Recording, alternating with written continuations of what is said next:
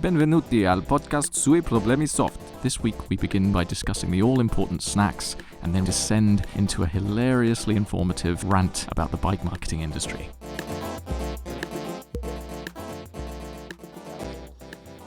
Are you saying that you believed the hype and have been wearing barefoot shoes? Yeah, I drank the Kool-Aid, mate. And now... Well, the thing is, I was fine hiking around Alaska for 2 weeks in barefoot shoes. I didn't take anything else because I didn't have any room, because I'm cheap and I just took a carry-on. Yeah. So they packed down quite well. It was literally fine hiking around Alaska for 2 weeks, and it was grand. But yeah, so when you're on hard floors, Standing around, yeah, that's when it... Yeah, it's like here and just around town. Like, yeah, you just need...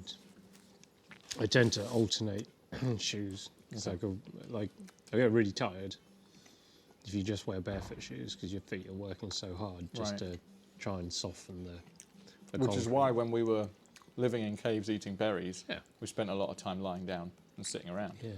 But also, like when you were living in caves and berries, the floor's not rock hard all the time. That's true. You know. Well, no, I mean, presumably they It's went pretty out... soft most of the time.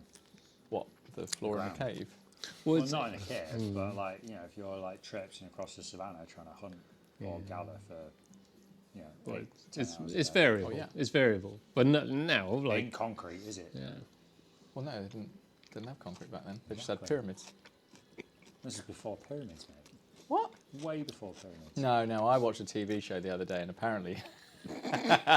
Apparently. I'm kidding. Aliens! This bloke on the tube said... Bloke on the tube, he said. This is the thing, Aliens, it's like if you they're start everywhere. compensating Yeah. and you haven't got the function further up to allow the foot to do what it needs to do, then yeah, you're going to get problems. So that the cause isn't necessarily where you feel the symptom. Very rarely is where you feel the symptom. It's usually something either further up or down the chain. Absolutely. Welcome to Soft Issues. Oh, good segue. Bare issues. Bear issues. Bear Food issues. issues. We're all eating. Are we actually recording? I've been recording this whole Oh, time. my lord. This cinnamon bon's out We'll there. come in around this time. Let's turn off the Matt's got radio. a cinnabon. Or cinnamon roll. Cinnamon swirl. It's a swirl, isn't it? It's far better than Cinnabon. Is It's it a good? cinnamon swirl. I've got a vegan one I'm about to try. Fun free. But I'm having my focaccia first. There's an absolute feast on the table today. All the good stuff. We've got Jelly babies, tuk-tuks, bonbons, hobnobs. hobnobs, chocolate, dark chocolate hobnobs. A bottle of Coke. Square root cola. Oh, sorry, cola. Handmade in our soda works with Madagascar vanilla. Where's the thing where it says our story and our promise to you? They don't have it on this. We've got jelly babies.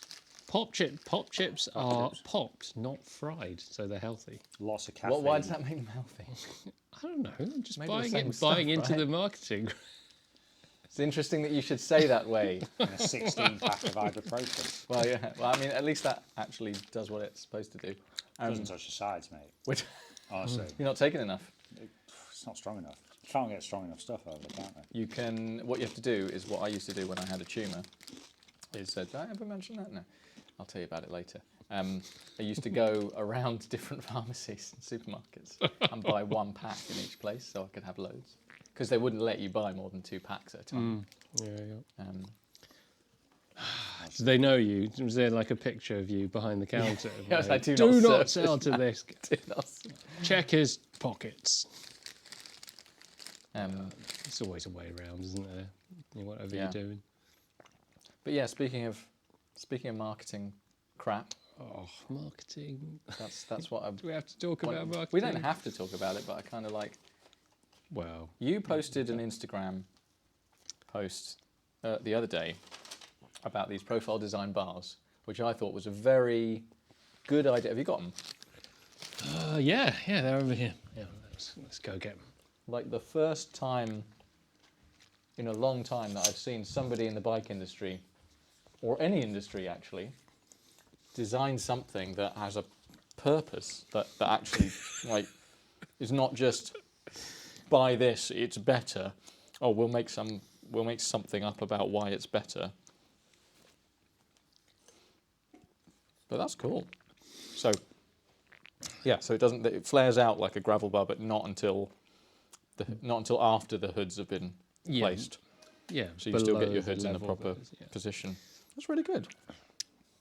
Why aren't they all doing it? Because someone decides to actually think about their product development. It just seems like such a straightforward design choice. to have done Well, something like that. so much of it is trend as well. Someone starts doing flared bars, so then everybody starts doing flared bars. Fashion. Yeah. I mean, I'm still not convinced of flared bars. Flared bars.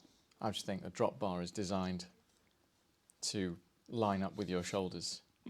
So as soon as you flare it, it's like you hold it in the hoods and it's like, okay, this is my bar width. Mm. And then people have got this idea, I think, from off-road, from mountain biking, that wider is better, that somehow you've got more control if you've got a wider bar. Mm. So they make the drops wider. But it's like, okay, all that does is spreads your chest, makes you feel immediate. As soon as I do that, I immediately start to feel pressure in the middle of my chest. It's really weird.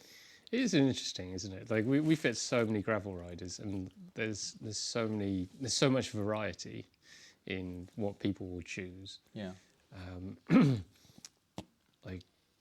have no problem putting people on 38mm bars if that's where they feel most comfortable. As long as you kind of test them out. But I don't know, I guess everyone gets like a certain kind of image in their head about what should be. Where do they get this image from, Way? The marketing. Yeah. Just the world. The world of marketing. The trends just go from strength to strength, and they are literally just trends. Can we think of something? The last time somebody in the bike industry did something that was like, oh yeah, that's really innovative, that's very useful, and that actually works, and it wasn't just to make money out of people. Are we being serious or are we facetious answers? I mean, either or really. VV30? It was really good invention. If people stop messing about and making all sorts of slight variations on a thing, if everybody just went, okay, it's like if Sony and Philips had worked together on the CD or whatever it was, or whichever thing that they did. Mini disc. Or a mini disc or whatever. If they'd have been like, okay, look, we're not going to try and keep this from everybody else. Let's all work on it together. And everybody gets their input in, and then you come out with a single product that works really, really well. And everybody's got the specs and everybody knows how to make it work right. But no, they never do that. They're like, oh, we're going to make we think our version is slightly better. It's like Instagram posts. As I swipe through Instagram, there's like these tiny little bike companies like, well, you've heard of BB30. Well, we think this one is slightly better. What we've done is we blah, blah, blah, blah, blah. And I'm like, yeah, you haven't done anything. You've done nothing different. BB30A. I think that's what I've got on my BB86. So what's the difference? One's wider. 30, Is it wider? wider? 86. No, they're not. They're both 30. So BB86 doesn't make any... That makes no sense because the spindle is still 30mm. It's just the width. Yeah, the width of the shell. So BB30 is 68mm, BB30A is 73mm. Yeah. And then BB86, obviously 86mm. BB90, which Trek thankfully stopped doing. Press Fit 90. Is it Press Fit 90? Press Fit 90 is the non-Trek version of... What about Cervelo? BB Bright? Yeah. I thought it was Be Bright. Be Bright. Oh, That's how I read it. Prefaced with the word please. Yeah. T47 now. Threaded's back. I mean, that's fine because it's just threaded but fits a 30mm axle. So no, I got no problem with that. It's when people start, taking that and going, oh, well, what we've done is don't do any of that. Just do the thing. SRAM.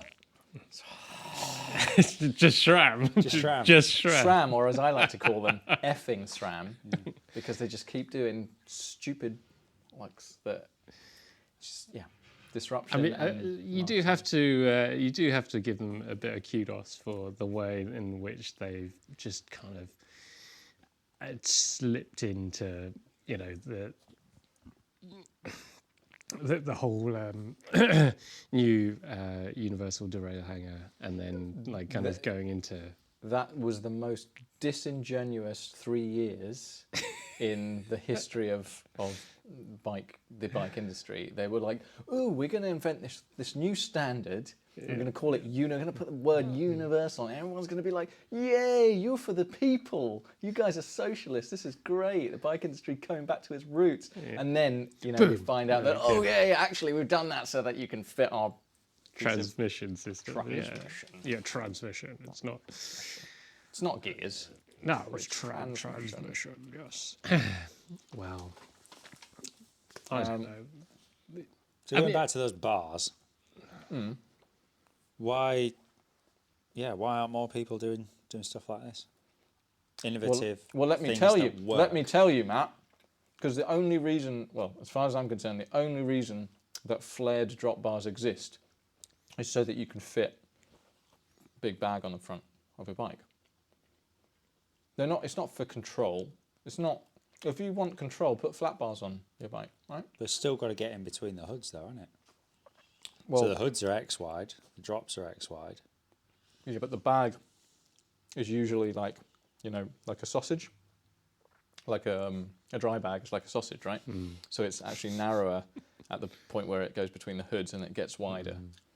Okay. So it kind of makes sense. I'm sure there's I just sound like a PR person now because I'm like post-reasoning, like why it might. I'll tell you why people don't do that. Why? It's because that is an aftermarket product designed by a company that makes products that work, Right. that can be fitted to any and all bicycles. But as I said, they can't be fitted to any and all bicycles. Can you fit it to an SL8? No. Well, actually, you yeah. You fit it you to a could, Canyon. yeah. You can't fit it to a Canyon. You can't.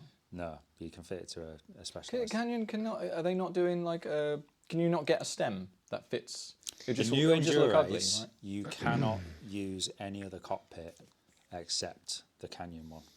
Yeah, it's interesting actually you brought that. I was going to bring that up, but like, yeah, it's pretty clear where Canyon are going. So the new Endurace has the new kind of integrated cockpit that was being used on the Ultimate and the Air Road, but now they've also introduced it to their cyclocross bike, the in-flight. The new So in-flight, yeah. all these bikes have the same cockpit across the range, which is like, Why would they do that way?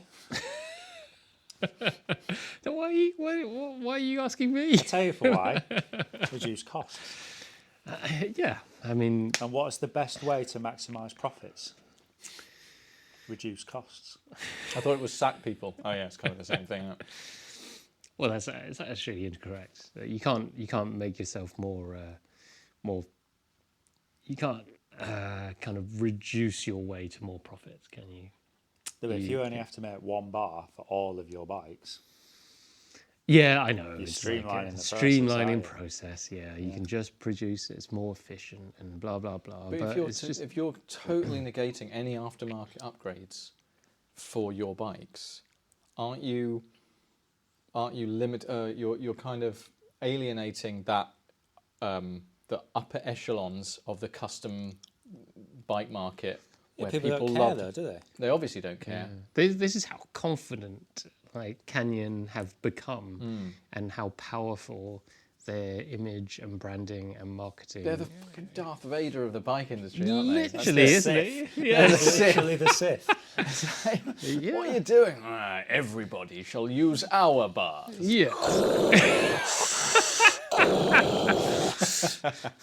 Change a stem? No. It's you guys on the ship at the beginning. Like you're the droids. You are part of a rebel alliance and a traitor. Take them away. We've got secret plans to. Secret plans to upgrade your bikes, make you more comfortable. We just want to make people more comfortable, and then they blow up your planet. Yeah. Literally. Like yeah. enough. Yeah, it's It is like it is trying to fight the Sith. yeah, because there's a thing like there's the not custom bikes, but the kind of like somebody's taken a frame like the CAD 10 was always like the favourite because it was What a quite bike. right, great frame. bike. And then you'll see loads of custom builds of a bike like that because everything is so standard. 27.2 seat post, you've got standard 1/8 steerer, regular bottom bracket, nothing fancy, but the builds that people could make out of those things. Endless, right? Yeah. You could literally just get anything aftermarket, slap it on, and make really cool looking bikes, But you're not going to see an aeroed custom build, You're not going to see any of that, and there's a lot of money in that marketplace. Not anymore. No. Well, I guess everything's getting so standard. Or e-bikes are turning the industry into sort of like this mush of just like that's just that Trek is just that. You can't change anything on it. It has to be, because they've had to design it a certain way to be able to put the wiring and the battery and everything, and it's like it's too complicated to mess about with it. And also, if you did want to mess about with it, like you can do with a regular old frame where you can drill holes or you can sand things out, you can repaint them. You can't do that in these modern bikes, because if you void that warranty, there's so much more that goes with it. Like the safety issues of e-bikes and things like that, and the fact that everything's a bit more heavy duty, or has to be a bit more heavy duty. So, do you think we've come to a fundamental kind of point in bike development or the bike industry, or maybe it's a certain size, where the industry kind of forks, and companies are big enough where they want even more market share, they want that proprietary system, they want people to buy into that, and that's where like Canyon want people to stay locked into the Canyon system. Apple model. Yeah. It's the Apple model, in that you had all these iterations. Excuse me, this is really good. Podding. Yeah. It looks good. It's so good. Isn't it 70% olive oil? No, that was you, wasn't it? Just made of olive oil. The Apple model, where 15 iterations down the line, and they're releasing a product that is like blatantly inferior to even the previous iteration. That wasn't particularly good either. But they're people that are locked into their system. They're just gonna buy it because they're forcing them to buy it. But what will be the dangerous thing is that if it does go down the Apple model, is that what we're on now, the iPhone 15 or whatever, is that they stop supporting previous iterations. So you're locked into this, I hate this word, ecosystem. You're locked in to this brand and this kind of way of doing things, and then they stop supporting your bike, your product. Yeah. And then it just forces your hand of having to buy another one, which is usually inferior. Because at the risk of sounding like an old man, they don't make them like they used to. Yeah, they really don't. I mean, well, it depends. It depends if people care about it or not. Do people want to be able to customise and repair and? They'll care when they get a £600 labour bill from their local bike shop for changing headset bearings. That's when they'll care. We ranted about this last week. Yeah, you end up with the same issues that the car industry has, which is people are always complaining about how much services cost and how much this costs. And it's like, because everything's proprietary. Yeah, you have to put a laptop in. And and that's you bought into that, and that's it. So you've spent a shit ton of money on a bike or a car or whatever, and then you're locked into that system, and you always have to go back to that dealer. People with iPhones have to go to the Apple store to see a genius. That winds me up. That. I mean, that is like it's like. Have you seen that? So arrogant. Have you seen that film? Don't Look Up.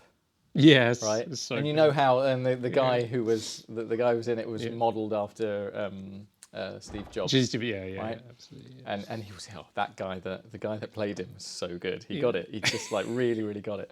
And it's just that kind of. It's not only arrogant. It's like.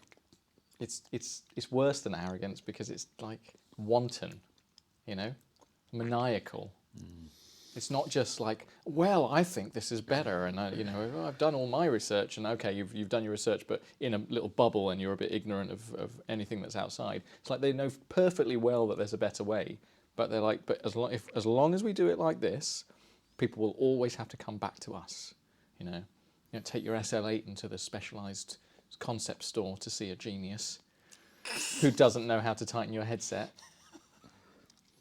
Because why would they? I think that maybe that's the issue. Like, the bike industry isn't kind of big enough to actually do any of this kind of in-house proprietary systems well. Yeah. All right, Canyon, fine. Okay, you got everyone on your proprietary cockpit systems, but do you have availability of all the spare parts? Yeah. Do you have availability of like different stems? Can you ship me different things so that I can change things around? That's the thing, they don't. And like, there's tons of people that I've spoken to in the last couple of years around about canyons. They always go, they buy them because they see a link, they click the link, the price is low compared to the alternatives, right? And they're like, oh, what a great deal, I'll have that. So they buy it because it's a little bit cheaper than the competitors, but there's a reason it's cheaper than competitors, is because they built this entire little ecosystem up, and they're doing it on mass scale, and they're able to keep their overheads quite low. But you're shipping a bike from, you know, always another country usually, unless you live in Germany or whatever. And when somebody has a problem, like something breaks, they need a replacement, their waiting list is huge. So long just to get like a new hanger or a new set of bars or something, or a new stem. Yeah, I think it's just going to be really difficult to turn bicycles, which are actually a very simple mechanical object that should be able to be repaired very easily. And, you know, if you go like touring around the world, like, you know, you can end up in a bike shop in Timbuktu or somewhere, and they can probably fix your bike if you had like, you know, a standard old like kind of touring bike or something like that, and made of steel and, you know, 26-inch tires and stuff like that. But yeah, I just feel like the industry's trying to, I don't know, it's evolving. Mug us off, mate. That's what I'm trying. They're trying to mug us off. But they're trying. It's. Is it because they're doing it deliberately, or is it because they don't know any better? Because it seems to me like the marketers, who are the Sith, have won, right? They've won. They're now in charge of everything. And instead of the engineers and the actual experts going, we're going to do this. Now, here's all the spec of the stuff. Here's all the technical stuff. Come back to us if you need it explaining to you. And the marketers are like, no, don't worry. We don't need to explain everything. We'll sort this out. And then they write this gobbledygook, and the technical people are like reading it like, what? That's not what we said. That's not what it does. There's nothing to do with the product. So what they've done is they've taken some marketing spiel that is completely generic, that they've come up with in another company that does something else, like a company that makes, I don't know, bricks or something, or like it's just something completely other than bikes. And marketing people, PR people, and advertising people, they come up with these things and they list them all down. They've got this kind of structure, but everything in terms of the actual thing that they're selling, the actual thing that they're supposed to focus on, is all placeholders. It's all like, you know, lorem ipsum text and grey boxes with crosses in them. Like, they haven't got any content. It's just the idea of how to sell a thing, a product. And then they basically just slap, wherever they're working, they just slap that on it. And they're going, right, okay, we used to sell hi-fis, now I sell bikes. So we're going to, like, you know, talk about aerodynamics and blah, blah, blah. You know, it's like, none of that, they don't know anything. I want an aerodynamic hi-fi. I want an aerodynamic hi-fi. Remember the Iwa? That was the most aerodynamic hi-fi. My friend had one of those. It was like, it said it had a built-in subwoofer. It didn't have a built-in subwoofer at all. It just had a button where the bass got turned up. Like everything, like whatever happened to bass extension, bass boost, bass everything. It was like everything was like, oh, I'll get that hi-fi. It's not hi-fi, it's just a stereo, but it's like, it's got bass boost button. The most important thing in any university dorm is having the loudest and most bassy stereo. Yeah, can you imagine just, you know, riding through the middle of town, aero ghetto blaster on your shoulder? Well, if you're gonna hold a ghetto blaster on your shoulder while riding a bike, you want it to be quite aero.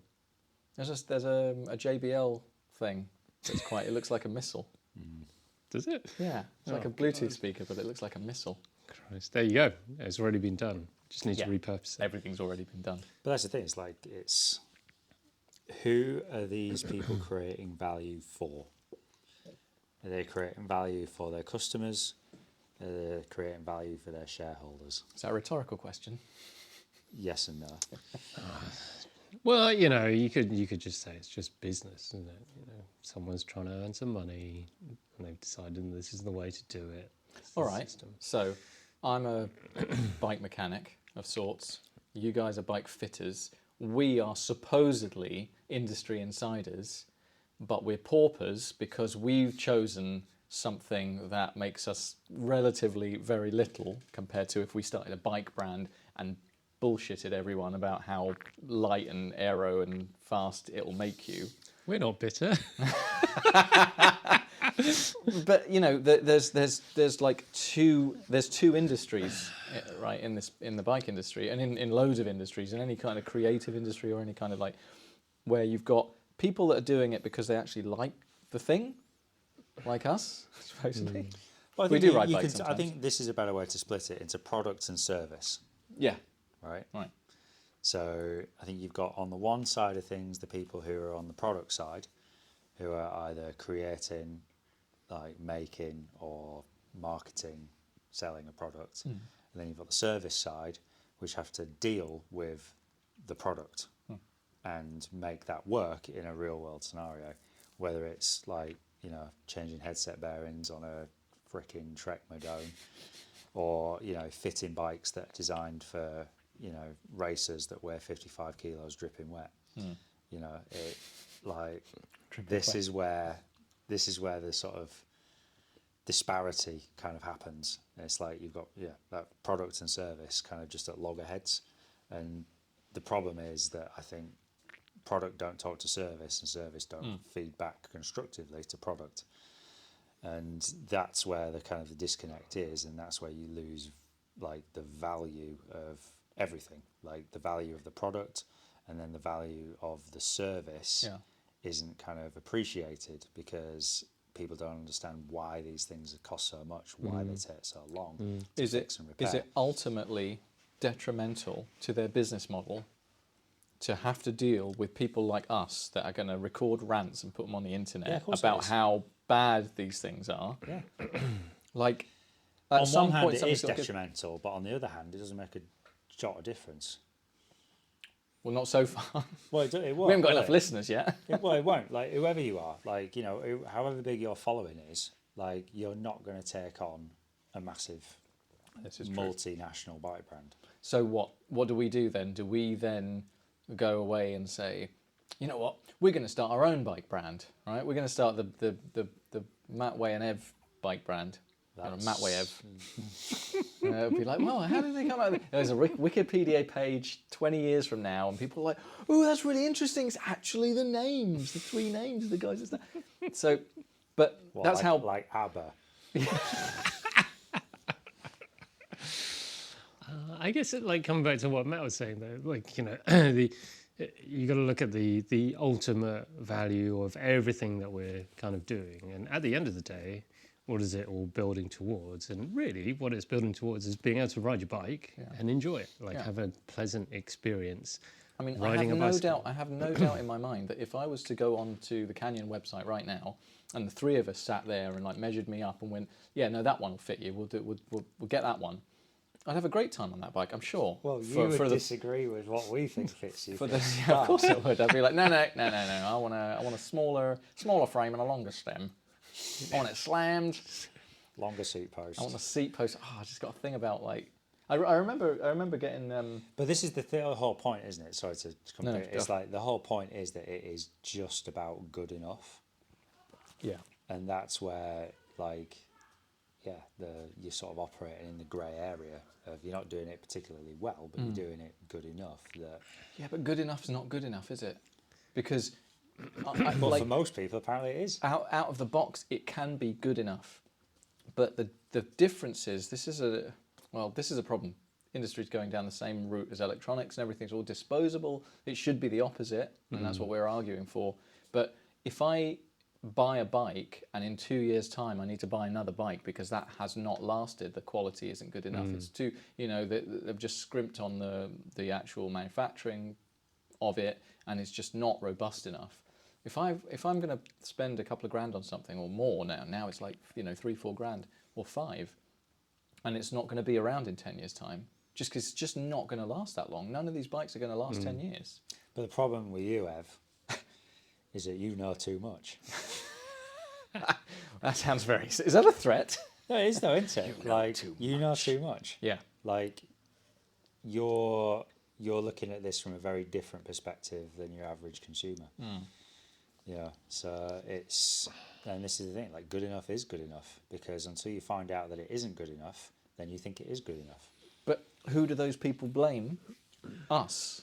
Because they come to us and they're like, oh, how come is it? You know, people walk into a bike shop, and you tell them, so in the nicest possible way. I don't actually use these terms, but the kind of like your initial thought is, wow, your bike's a piece of shit. But you don't say that to the customer. You kind of explain why. Oh, well, the thing about expensive, very lightweight parts is that, you know, they're not as robust as perhaps something a bit more, you know, a bit heavier. And then there's kind of this defensive reaction where they almost blame you. They're kind of, oh, well, you know, oh, but I spent so and so much on this bike. I'm like, yeah, I'm sure you did, but go tell it to them. You know, but this is why direct to consumer is brilliant, because you remove the responsibility basically. Yeah. So it's like, right, It's tragic. yeah, but this is where, and this kind of increases the chasm between product and service. But again, there are a lot of, because of now marketing is basically social media, like mostly social media marketing and fake evangelism. This kind of like, oh, you know, oh look, that guy loves his bike so much, he keeps posting videos and he's so good at, like, you know, like doing the production values on his YouTube videos are great, but you know, he's being paid, or he's got free stuff, or you know, there's not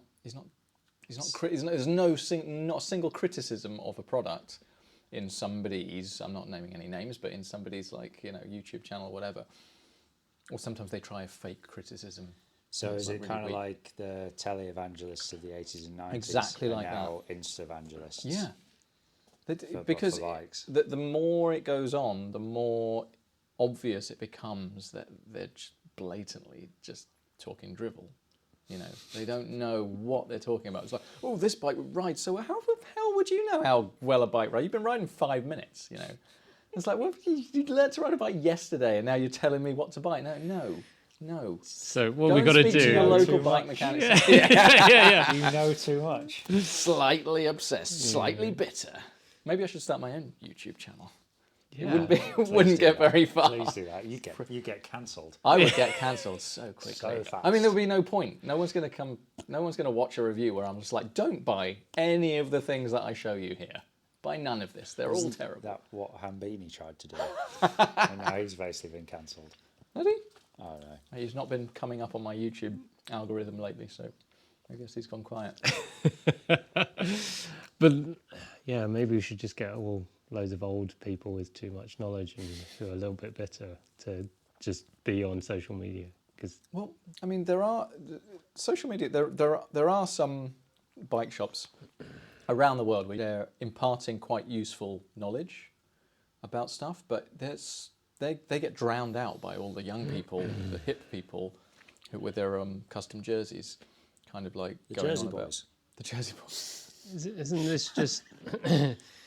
this just freedom of speech? You know, people can just say what they've got. Flashes up freedom of speech. That was the answer we were looking for. Oh God! Yeah, no, I hate saying it, but like, you know, this is just the world we No, live in. free. right? You're free to talk about stuff, but for brands who have a responsibility. Oh, okay, I'm getting anti-capitalist, very socialist now. But brands, especially the big ones, they have a responsibility to the masses to not give those people credibility, and that's what they do. They give them credibility by supporting them, and that to me is detrimental to the entire industry and also to the well-being of people who buy into this stuff, because they're spending their money.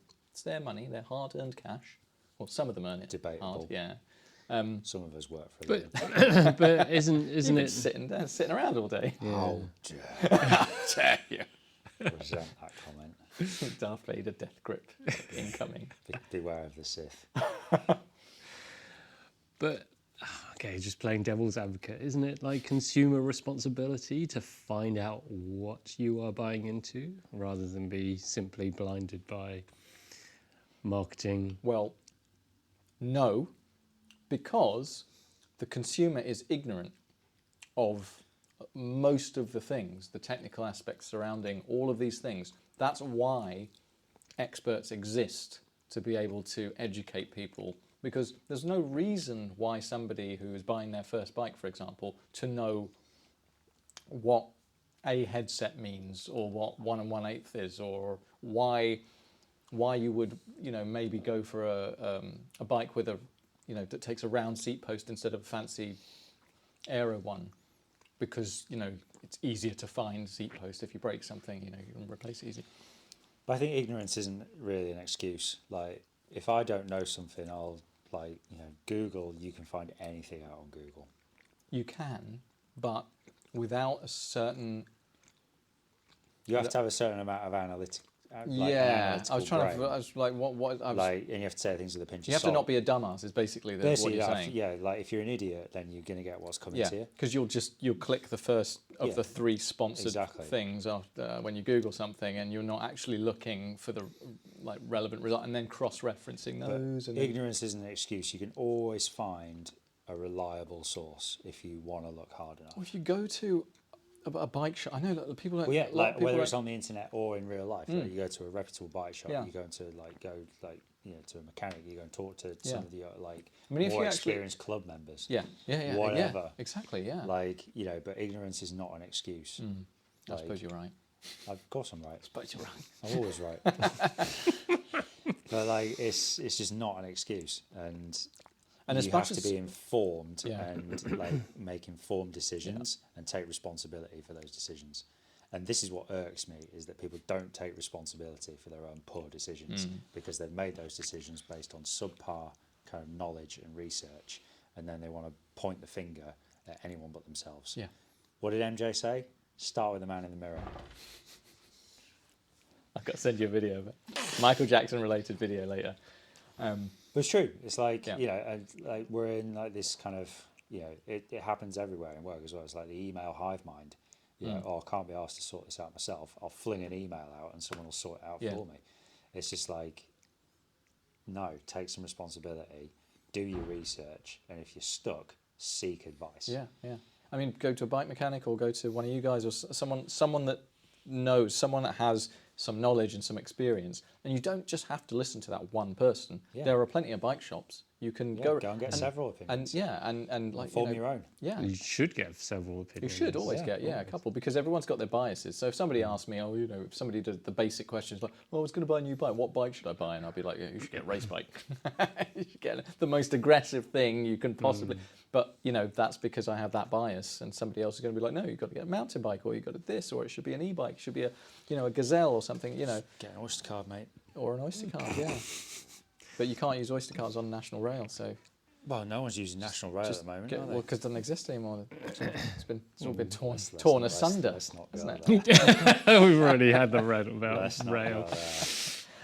Anyway. But yeah, as much as people in the industry, bike builders, bike mechanics have this reputation of being arrogant and laughing at you whenever you ask a silly question. Because they are and they do. Because they are and they do. But also, those same people, they love it if somebody comes up and says, look, I don't know the first thing, give me knowledge, tell me, that you ask them an honest question like, look, I don't know. If you say to a bike mechanic, oh, well, I know a little bit about bikes, they're going to laugh in your face. But if you say to them, I know nothing, tell me what you think about this thing, far more you'll get a really honest answer. Yeah. It might not be the answer you want, but it'll be an honest answer at least. It's true. And that is value. Yeah. Because then you're using that knowledge to make a better informed decision. Exactly. And that's why you should pay bike mechanics more. In my humble. I am sometimes. But no, you're right. It's making better decisions for yourself, isn't it? Rather than drinking the Kool-Aid. It comes to the subject of how much you guys cost for a bike fit and why that's justified. Justified? My goodness. like the Ministry of Right. Justice. Foundation Like- fit. Justify yourselves. Go. I'll interject quickly because we had a quick conversation when I walked in about the value of getting a bike fit, and I pointed at my bike and I said, look, that is 6 or 7 years worth of mixing and matching, buying new bits and trying to figure out all this stuff for myself. And although I may have gotten pretty close without the experts to help me, I've spent quite a bit of money. Now, I've gone through several saddles, different bars, different crank lengths, all sorts of things, and I've settled on that, but I've spent a hell of a lot more than if I had come to you guys in the first place and said, I want to do this with my bike and with my body. You know, you tell me what to do. I'm just going to go off on a slight tangent based on what we've talked about, and just in response to that, and is that is part of the beauty of the bike for me, is that you can experiment, and that's how I learned, or how all of us learned. Is we grew up and we experimented, we enjoyed riding, and then tried to figure things out, and you could figure out that actually you just need an Allen key to take some things apart and try something else out, and maybe I can buy something else and try that out, and maybe that feels better, or that feels terrible. And I guess some of that is being lost in that proprietary system that we were talking about earlier, buying into, things that can't be changed, and this is the only way. There is no individuality, there's no experimentation, there's no trying to learn and figure things out for yourselves. So I think that's kind of what I fear is being lost, and that kind of greater learning that comes through kind of experimenting. And it's like Jenny's article from LBK that, damn, like repairing your bike has become a radical act. Yeah. Like how, like even just saying that sounds ridiculous. Like repairing something is now something that is, more than just the way it should be. It shouldn't be. Yeah, it shouldn't be charity, because that there are actual charities that have popped up. I can't remember the exact names of them, but I'll try and put links in the Instagram or whatever. Places where they go around and they'll do repairs, and they'll this one company, they go around like different venues every weekend, schools and stuff like that. And they'll set up, and then they'll basically invite people to come. Your toaster's broken. Come down. We've got an electrician. It'll help you repair the toaster. You don't have to throw it away. It doesn't have to go to landfill, or your whatever appliances and things like that. Because for the most part, I mean, I said like yesterday, went to turn on my laptop, didn't turn on. I'm like, my immediate reaction was, oh bollocks! I need to buy a new laptop. I'm like, no, take the thing apart. And that's what I sat down doing this morning. I was like, okay, I'm going to try and figure this out. Even though I don't know that much about it, I'm fairly sure once I open it, I can sort of fiddle around and maybe, feel my way around. And I did. I fixed it. Yeah. Right? Because it was something fairly simple. I didn't need any replacement parts. I just needed to remove something that was kind of a bit redundant, right? Yeah.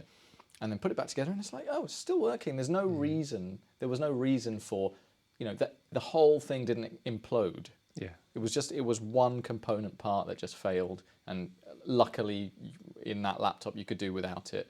And so I just unplugged it, put it to the side, put the thing back together. It worked. You can repair almost everything, apart from the iPhone 15 apparently.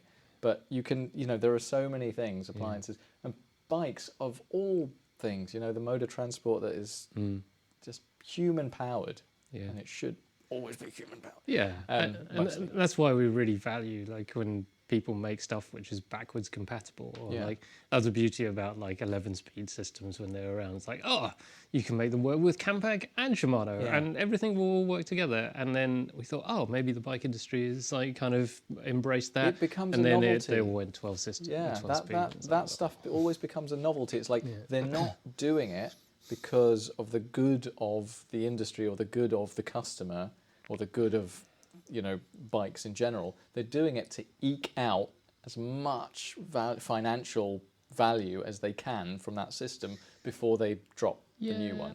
I just find it such a short-sighted kind of view on like everything, even from a business point of view. Like, can you imagine if you were the person that made everything compatible and everyone could rely on your things being compatible with everything else, and you know, like, oh, I don't know if I could get something to work with that. Oh yeah, it's going to be this brand because you know, like that'd be amazing. But the mindset is of like More money. yeah, like kind of drawing in and being solitary. Like, this is my proprietary. This is my IP. This is my my thing. Well, And from a so- designer's perspective, it's like, yeah, okay, I'm going to design this thing. I've made it work really well. I don't want to give the patent out to other people because they're going to mess it up and they're going to do something, and then suddenly they're going to make my brand look weaker because they've put, you know, I don't know, some ceramic speed or something else, some other non-proprietary but also proprietary stuff on this same thing. And then what happens, it ends up in a bike shop, and the bike shop mechanic says to you, well, yeah, I know it's supposed to work with this, but it's not, you know, because it wasn't made by the same people. Yeah. So they've tried to make it compatible, but it's just, it never is quite, you know, because it's not made by the same people. It's like giving, you know, if who did the Mona Lisa? Da Vinci? Was it Da Vinci? Leonardo, yeah. Yeah. It was like if he did half of it and then like handed it off to somebody else, and like, you finish that. It's gonna look weird. Well, interestingly enough, quite a lot of those artists did have a lot of assistants. That's why I brought that up. And that's why she looks like that. Yeah, someone just smudged a little bit. Somebody was, you know. No, but like, it always interests me, like how we, certainly from a societal point of view, we place so much value in like the scientific system, which is almost like the complete opposite. Like the idea of science is that everyone is contributing towards like, you know, the greater good. Like, it's a collaborative effort. Scientists who make a discovery have to then, you know, share that information, and you know, it has to be corroborated by your fellow peers, whoever they are, and it's only then, you know, that information becomes, you know, accepted when, you know, several people in your field say, yeah, you know, this is great. This science, is good. engineering, mathematics at the highest level. You know, you design systems and you design intolerances, and everybody keeps to those things. The bike industry is like the opposite of that. They're like, whatever. Oh yeah, tolerance, like, you know, in millimeters instead of like nanometers or something like that. You know, if we got, maybe what we need is the engineers that put the James Webb Telescope in space. We need them to design a group set and a bike. Won't be able to afford it. Wouldn't be able to afford it, but damn, it'd be good. Well, there we go. So that's the crux, isn't it? Like, business meets kind of, I don't know, theory, or no, it's not theory, is it? It's philanthropy. No, it's not philanthropy. Well, it's optimal versus practical, isn't it? Yeah. Like, what is optimal is very rarely practical. It's just True, if you get something that's kind of good enough, that the vast majority will kind of, you know, drink the Kool-Aid and not notice it for long enough until like their year-long warranty is gone. Yeah. Then That's you're all gravy, aren't you? You know, manufacturers are sitting in meetings saying, like, can we make this last 12 months? Or just like 13. That's the meetings they're having is, we need this to last 12 months and 1 day. That's our ideal, like, you know, turnaround of any kind of manufactured product. Of this product. If we can give it a lifespan of like, if it just self-destructs 1 day after the warranty's up, then we're quids in. You know, we're going to make a ton of money. Yeah. That would be their dream, and we need people like that out of the boardroom. We don't want them working for these companies. The people working for these companies, even at the highest level, have to be people with an interest in the finished product, who just, like, you know, brand loyalty is way more valuable. Yeah, they're just interested in, you know, the next cycle of like business, aren't they? You know, seasonality, fashion, it all goes, and it's like, got to get the new model out, got to get the new model. You know, there was an era, and I think it's like 2010s, like that decade, where all really the manufacturers were doing was new paint job every season, and everyone was like, oh yeah, and they make something up about, we slightly improved the layup of blah blah blah. And it's like, no, you didn't do anything. It's exactly the same thing. This is a new paint job. If you want the new paint job, you have to buy the new model, right? But you could always just go a couple of seasons back and find a bargain, and it still work the same. Still have all the same. You could put the same stuff on it, same components, all the same standards, you know. And then it got to, you know, late in that decade, and now we've gone into the next decade, and now it's getting really proprietary, and it's just pain in the arse. It's just, they shouldn't be allowed. Well, going back to kind of your question about the value of a bike Are you going to answer kit. that? Yeah. Well, it just got me thinking, well, if repairing your bike is a radical act, then getting any kind of service that improves your knowledge becomes a radical act. You making wheels, building wheels specifically to a rider and their riding style and their weight and their riding skill and what they want to do. That's And their pretty, budget. Don't forget their and budget. their budget. That's super important. I mean, that's probably the number one factor, I Like- think, in anything, right? Yeah. Like that's a radical act. Yeah. Like, you know, there is something that is being made to be appropriate for you, that can be repaired and that can last more miles and miles and miles. Like, yeah, that's pretty amazing.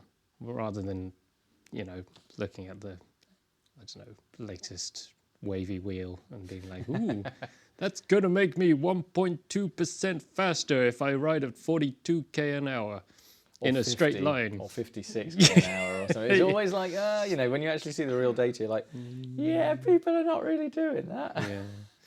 But then, and you know, so if that's a radical act, then bike fit is a radical act too, because really what our job is to give you knowledge, is to provide you with more information than you already know so that you can make decisions about yourself. And, well, maybe that's how we operate as bike fitters. We're, you know, bike fit is It's a broad church. it's a broad church. There's lots of people doing things in different ways, but how Substandard. substandard, sub our standard anyway. We have very high standards. And so you should. But this is the thing, though. It's like in any other industry, like consulting is basically you're selling knowledge. Yeah. Like You are consultants. some of the biggest, most like wealthy firms in the world are basically just selling knowledge. So why begs is the question. bike industry any begs the different? question, why are you two not absolutely minted? You are essentially bike. Apparently this time next year we're getting Ferraris. You, which ones then? Fiat Dino. Hot Wheels. Hot Wheels. You, The like, one with the bike rack. do they do one with the bike rack? They bloody well should do. If they don't, Ineos, I'm sure will get one.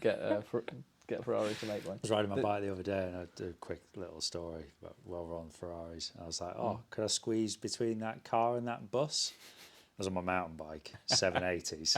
It's like, it's a Ferrari, best not. Who's liable? I'll Like, leave if he that drives into you, yeah. Well, it was a parked Ferrari. Okay. That was the issue. So, Well, so the driver wasn't present, so yeah. I'm sure just ride off, don't worry British Cycling Liability Insurance will pick that up. yeah. That'd be fun.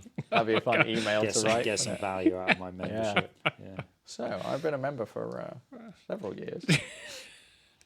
But yeah, it's like, why don't we value that same kind of idea of knowledge when it comes to bicycles? Yeah, you are cycling consultants. Well, Maybe that you should change the. bike fitters, mechanics, Yeah. whatever it is, like custom builders, Yeah. like I mean, anyone I do on the sometimes- service side. Yeah.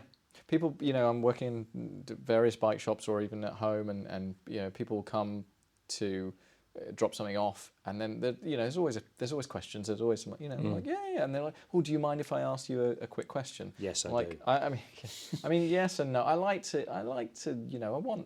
to impart knowledge. If somebody doesn't know something, I love telling people what I think. But Everyone's entitled to my opinion. everyone is entitled to my opinion. But it's kind of, that to me is more valuable than me actually working on somebody's bike or selling them something. It's like I feel that knowledge is far more valuable, and my own worst enemy, because whenever they're like, "Oh, I'll ask you a quick question," I'm like, "Yeah, sure, go for it." And they're like, "Oh, I hope I haven't used up too much of your time." I'm like, "Man, 15 minutes, I should be charging you like 100 quid for this." But if only you could do that. If only that was acceptable. That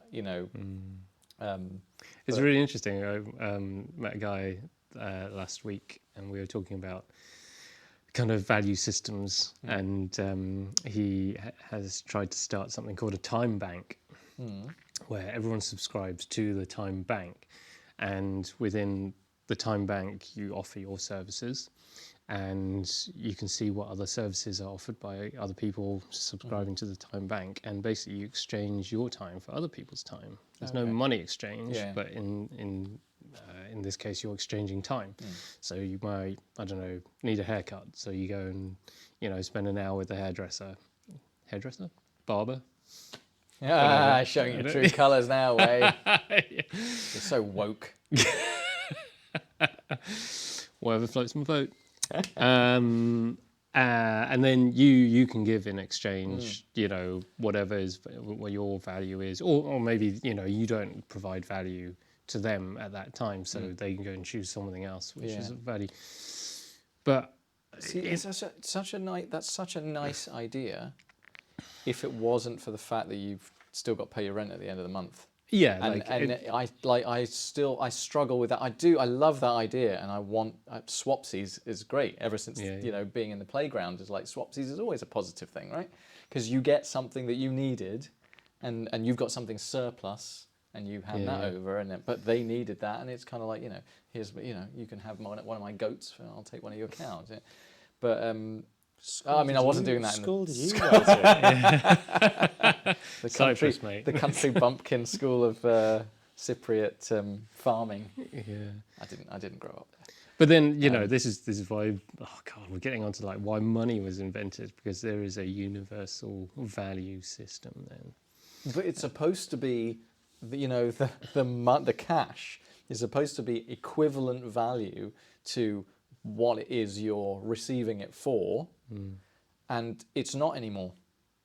Everything's like up is down, dogs and cats are living together. It's all like you're not getting anywhere near as much as you should be for the level of experience and knowledge that you are giving. But to play devil's advocate on that, your knowledge is only worth what someone's willing to pay. Yes, but they're only willing to pay based on an overarching level of experience and information, where why isn't the media, and what's particularly the cycling media, why is bike fitting not a much bigger part of it doesn't sell bikes. It doesn't sell bikes. Well, I mean, it would. It does maybe sell you bikes, could, but it doesn't sell bikes en masse. No, because nobody wants to. Everyone wants a deal. They want to spend $2,500 or £1,500 or £500 on a bike. They don't want to spend an additional £400-500 on, kind of what they should, that extra that they should be spending, so that they get the most value from that bike when they finally do get it, and they know that they've gotten the right size, and they know that they've got the right setup. Like a lot of it's also down to us. It's our responsibility to create the value, and we as bike fitting is just a niche in itself. Yeah, it's a niche within a niche. Yeah, and bike fitters who are very good at doing bike fitting. Yeah, we are not good business people, and this is what what is required to kind of increase value. Like take Rafa for example. Like before Rafa, it's like BR before Rafa, like cycling BR, like cycling jerseys were like just what the professionals wore, and they were just polyester, crappy cycling jerseys, wool, full of like logos and stuff like that. And they were cheap, and cycling was cheap. Yeah. Since Rafa came along, they literally created their own market. Yeah. Their brilliance as a business was to create an entire market. A sense of exclusivity. Yeah. Where, paying over 100 quid for a jersey has now become normal. It's freaking scandalous, man. It's insane. I know. Like, It's £100. it's lingerie level shit. It's like, you know, less is more. Less costs more. Less material. The tighter it is, the thinner the lycra is, you know, the lighter it is, the more money you're going to But- pay for but it. I'm like, That's why? the beauty of marketing, isn't it? You're selling the lifestyle, and then people want to buy into the lifestyle. if by I'm spending buying more the than 100, if I'm product. spending 150 quid on a jersey, I want the bolt of cloth to come with it as spare, not just the jersey. Like what they sold is the Lifestyle. lifestyle, the dream, the emotion, Inspirational. the whatever people aspire to be. Like bike fitting doesn't do that. Bike fitting's like the a very boring, practical- practical. But you know, maybe there's an option to expand that, you know, and because your product is riders, right? Your product is the result of the bike fit. It's not the yes, here yeah. come into this room. Oh look, you've got all this fancy equipment. yeah. Isn't this cool? You got lasers and stuff like that, and there's somebody sitting on a bike. You know, maybe the value is in I think you hit the nail on the head. The value of bike fitting is actually improving your riding. You like the ride itself, the practical element of going out, enjoying your body on a bike, wind in the hair, whatever. There's nothing Not better than not being just in the pain. image of you like Yeah. gliding up a mountain. But that's what or people something. care about, isn't it? Yeah, Like, but let's if be you blunt. if you go to People don't buy bikes to ride bikes. no, they go to take pictures of themselves these They're the days. calf. Yeah, they go to the calf. I mean, They go that's to the why I calf. ride. I ride a So, yeah, bike. I love the calf. I do love the calf. I don't love some calves, but I like the coffee. Oh, I see. I like the fry up. I say I like the coffee. That's I not like the calf. fry up. Ah, you see, you're one of them. I haven't Different done that calf. in ages. I haven't done a century in so long. We used to ride to the Blue Egg. Oh, yeah. Right. That's a so good it's one. like 50 miles out, 50 miles back, and then you'd get like a fry up or whatever when you got there, and it was the most indigestion fueled ride, 50-mile ride back home. It's like, oh, this is great, but I kind of wish that they were actually next to my house because what I want is to go out there, come back, have done 100 miles, and then stuff my face and fall asleep immediately. But you know, somebody going back to what you said before, somebody going for a bike fit and then going on their cycling holiday, let's say to the Alps or wherever, and you've got those pictures of them, you know, riding up a mountain, but they not only do they have pictures, but they have a really, really positive experience of riding their bike and being like, wow, I've done, you know, a week in the Alps riding up and down mountains, and I've been really Not comfortable. broken. I've not, you know, I've not cried, I've not got saddle sores, I've not, you know, a bunch of things. You know, if you improve the enjoyment of doing the thing, it's priceless. But that's the thing, it's doing the thing. Yeah, Rather than you got to do the thing. You got to do the thing. You got to do the thing. The key thing is doing the thing. And the key thing to doing the thing is that when the bike fitter, when you walk out of this place and you get back on your bike and you've had everything adjusted or whatever, and you've got to, it's not over, right? The bike fit's not over. You've got to then ride, taking heed of what the fitter's told you, right? You have to ride a certain amount. You have to get used to this, and you have to give us feedback on. You have to go to the gym. You have to go to the gym, you have to do some strength work, you have to do whatever, you know, and people would love to, here's my money, I come in for 2 hours, I leave, and all my problems are solved. Yeah, And- I mean that's why people. Expelliarmus. Yeah, that's why people love buying stuff because it is immediate. It's like, oh, I bought a £400 saddle, put it on my bike, boom, done. It must be super comfortable. And then it's really hard to convince yourself that it isn't comfortable. Yeah.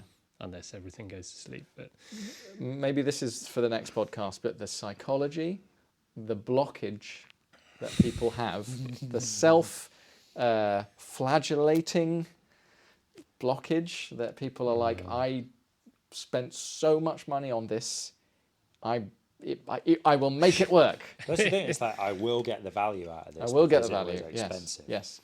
No matter how many bike fits it takes to make my body fit this extreme bike that is clearly not my size, I will spend all that. Why are you looking at my bike? This is my line of sight. Oh, it's perfect. It's not even slammed. There's like 7-8 mil of spacers under that stem. I'm getting old. Yeah, I know. But yeah, it's like you say, it's the start of the journey is when you leave Yeah. the studio. Yeah. That should be your mantra. That should be on your website, actually. Mate, I'm banging my head against a brick wall trying to tell people that. Do we look like marketers? But it's true. It's like, yeah, like you only get out what you are willing to put in. Yeah. And that value is entirely on what you place on that product or service. Yeah. You buy a £400 saddle, that is a really valuable thing because you've spent a lot of money on basically an inanimate object that may or may not solve your issues. Exactly, yeah. Whereas if you're spending X amount on a bike fit, and you think, well, okay, this is quite a chunky investment. I'm going to bleed this dry for every bit of information. That's value. Yeah, absolutely. And that's the kind of where we maybe get it wrong a little bit.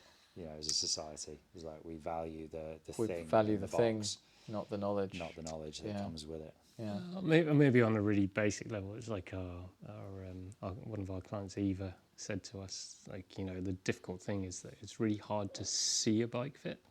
Like you can't just, it's not just like there. Yeah. That's a bike. Yeah, absolutely. Like you can look at some riders and they're like, yeah, they look pretty good on a bike. Have they had a bike fit? I don't know. Probably, maybe. I don't know. Yeah. You can tell when people haven't had a bike fit. Then again, you can tell when people have had a bike fit but didn't listen to the fitters and refused to. I don't know, but it's difficult to kind of then. It's an intangible product. Yeah, it's like knowledge. You can't just put it in a box and be like, oh. Okay, it's like coveting a book for the cover. Yeah, but not reading exactly. the damn thing. Reading thing. Yeah. And it may or may not be useful knowledge. Yeah.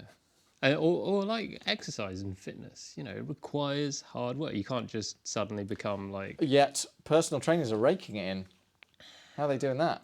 Probably because they're faking everything. Because they'll have done a ton of work on themselves, and then they become their product. They become the flagship for their product. They're like, look at me. I go to. Not a gym you go to. Which gym is that? Is it YMCA? It's not. No, it's just some ghetto gym in South London. I can't say that word anymore. I mean, it's been cancelled. Ghettos are bad, apparently. Is it? Yeah. You're not allowed to say words that are bad anymore. The ghetto? Ghetto. J''E''T''O. That's acceptable. But yeah, but it's mad, isn't it? It's how the fitness industry is kind of booming. But then, I'll tell you, here's the thing. Fitness industry is booming because there's so much it's like these Donald Trump-esque fitness gurus who are just shouting dross and throwing it at the internet. And people go, oh, yeah, amazing. Yeah, this is awesome. Yeah, much like the bike industry. Yeah. You basically, it's the same thing. It's easy. We can do this. The three of us can do this. All we need is do 3 Instagram accounts, right? 3 YouTube channels. Every time I post something, the 2 of you post a video about that, saying how great it is. And every time you guys post something, the other 2, they post. And we just keep that going. And then we bring in a 4th person, and a 5th, and a 6th. And before you know it, all the content on the internet is controlled by us. But there's so much good content on the internet that's drowned out by rubbish. Yep. And that will always be the case. Yep. Well, Like this. This is great content. How do you know? But we can't drown out the we're putting drosses. out dross on our podcast. yeah. If you've made it this far, turn it off. Turn it off. It's fine because no one listens to it. Yeah. So it doesn't matter. We've got 500 listens on so far of the last 9 episodes, I think it was. Just yes, somebody is listening. Somebody with influence must be listening. Let's change the bike industry for the better. But it's the thing, is that how do you differentiate between what is good information and what is noise? Yeah. I mean, if you are an insider in a particular industry, it's very easy to discern between the bullshitters and the people who know what they're talking about. But the people that know what they're talking about eventually start to succumb to that kind of the engagement. The dark side. The dark side, engagement. And it's like, oh, I said this thing the other day and I realised that what I actually said was rubbish, wasn't true. But there was a massive big comments thread because I'd said something. And it's like, if I keep saying wrong things, more people comment. And then I get more engagement. And then I get more, and it's at some point after you've bullshit people for years and years and years, you'd think like some benevolence comes out and you go, haha, not really, this is the real information. I'm going to be a good person from now on. I think we should leave it up to the listeners. So if, Yeah. Please comment. Let us know what you think. What should the bike industry be doing? What can we be doing better? And They're all going to say, bikes shouldn't be so expensive. yeah, well, maybe they shouldn't be. They probably shouldn't be. But they definitely shouldn't be. Enough about butts. But hey, you know. Yeah. You ridden a modern production carbon bike Mm-hmm. that's newer than your Cannondale? Yeah. There's no difference. There's no difference. You reckon? They're just heavier. They're just like one thing's stiffer, another thing's lighter.